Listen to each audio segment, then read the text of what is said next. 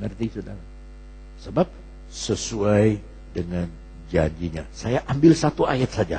Yesus berkata, aku beserta denganmu sampai kesudahan dunia, kesudahan alam. Itu janjinya. Nah, kita hidup harus dengan janji Tuhan. Tuhan, Engkau janji bersama dengan saya sampai kesudahan dunia.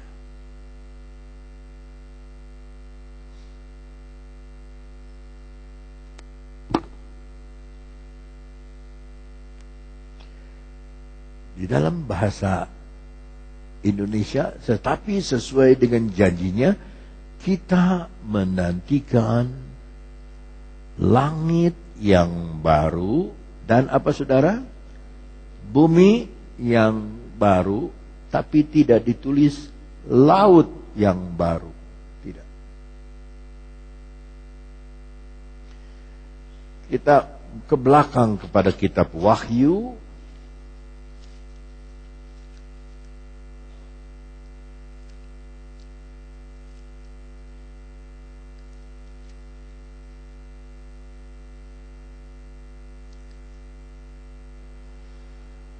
Pasalnya yang ke-21.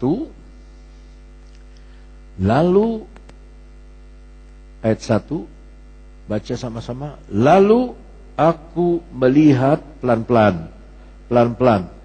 Lalu aku melihat langit yang baru dan bumi yang baru. Tepat seperti apa yang Petrus. Ini yang ngomong Tuhan melalui Yohanes. Langit baru, bumi baru, nggak ada laut baru. Ya. Sebab langit yang pertama dan bumi yang pertama telah berlalu sama-sama. Laut pun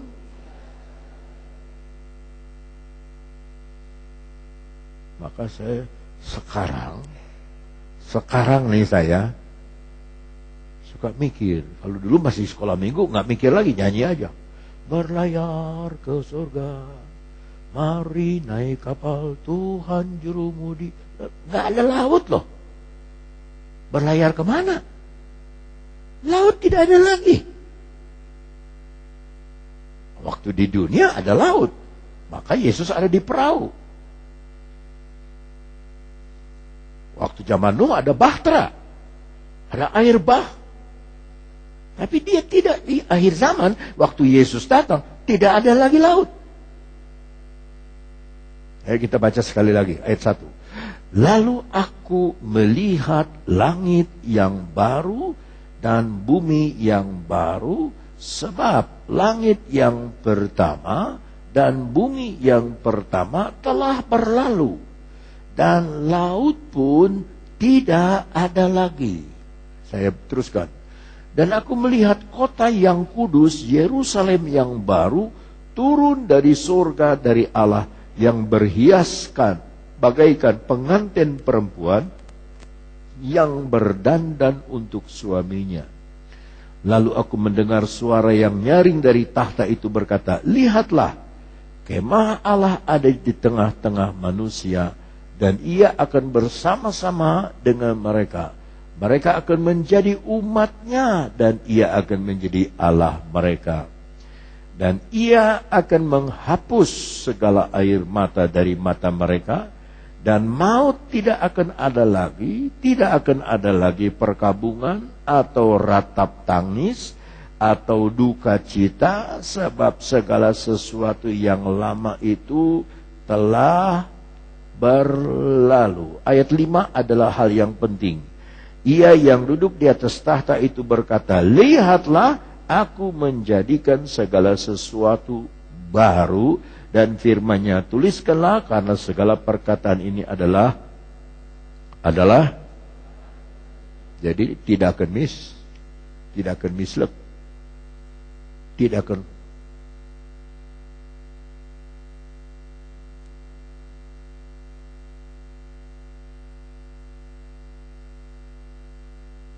tidak. Nah, ayat yang saya baru baca berarti dua ganda. berarti 2 dimensi. Saya akan gambar buat saudara.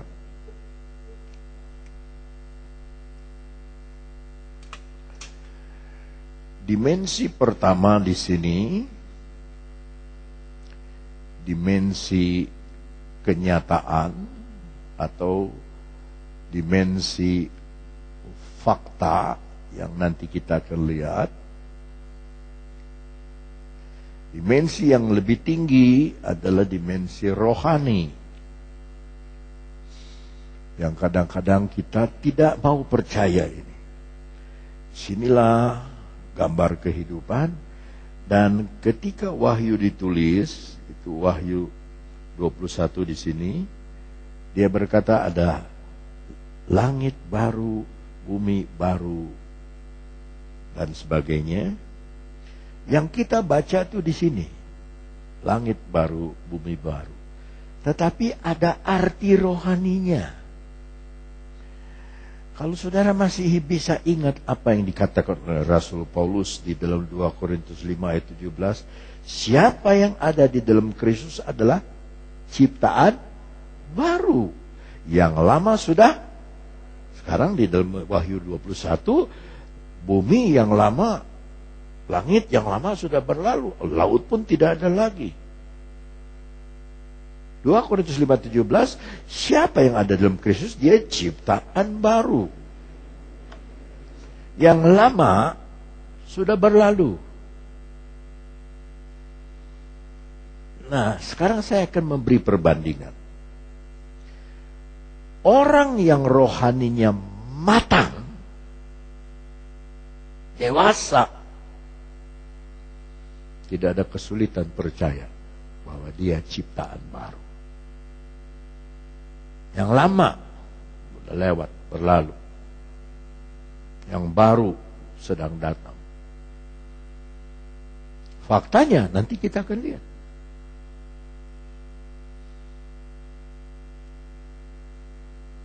Kita kan belum lihat faktanya, tapi secara rohani sudah. Siapa yang ada dalam Kristus, dia kejadian yang baru. Ada waktu Tuhan Yesus bilang, lihat, aku jadikan semua baru. Itu saudara.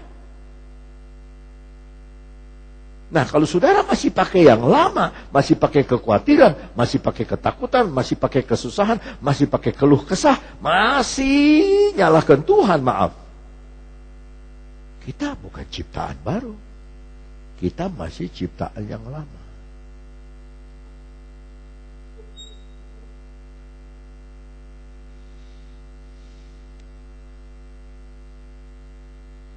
Bagi kita yang sudah dibikin dewasa, dibikin matang oleh firman Allah, dalam tingkat tertentu, Yakobus 1.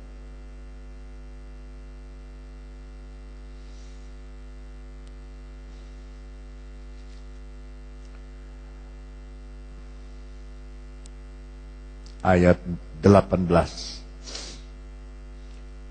Atas kehendaknya sendiri,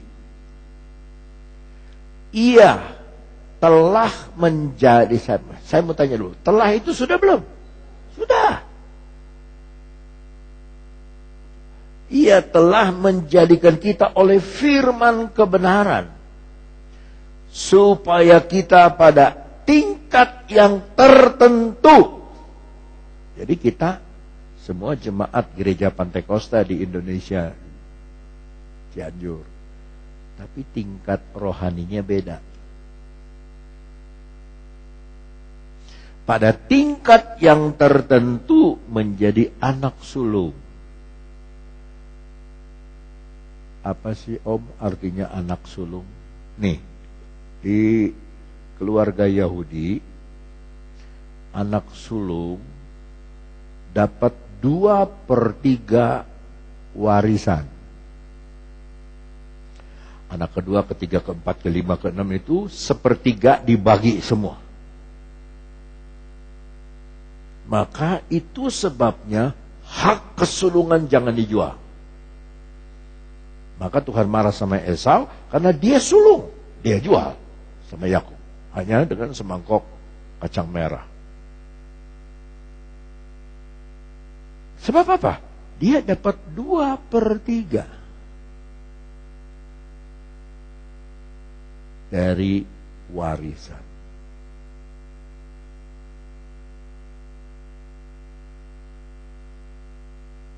Mari saudara lihat ke depan. Ini hal yang penting. Gambarkan di dalam pikiran saudara ada 3 kotak. 1 kotak tapi terbagi 3 ruangan. 1 kotak tapi terbagi 3 ruangan. Yang sulung dapat 2/3. Anak yang lain 1/3 bagi semua. Itu hukum Yahudi.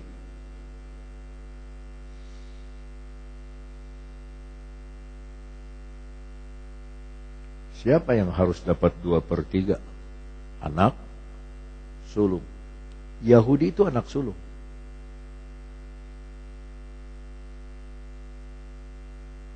Yang 1/3 ini untuk bukan anak sulung. Tapi maaf, karena si anak sulung itu menyalibkan Yesus. Lihat ke depan. Bapa, Putra, Roh Kudus. Dari Bapa, Putra, Roh Kudus itu 1/3-nya nih Yesus ini. Bapa dan Roh Kudus ada di sorga.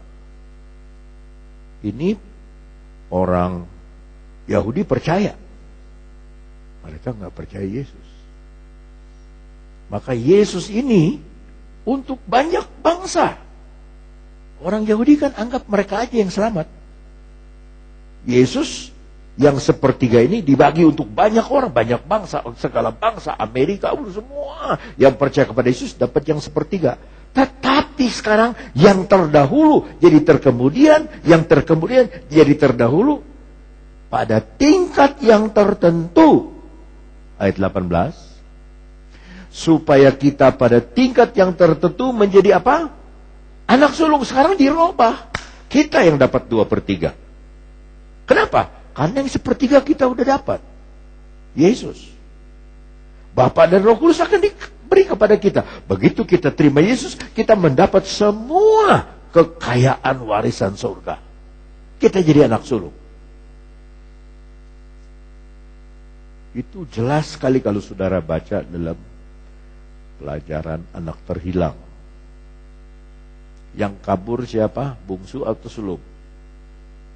Bungsu. Yang jadi kere, yang bungsu. Yang salah, yang bungsu. Yang berdosa, yang bungsu.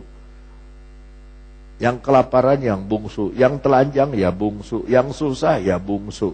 Tapi dia sadar, dia balik sama papanya. Yang sulung ada di dalam rumah bapaknya. Bertahun-tahun kerja. Tapi ininya dan ininya masih anak-anak. Bungsu datang minta ampun. Bapak kasih ampun.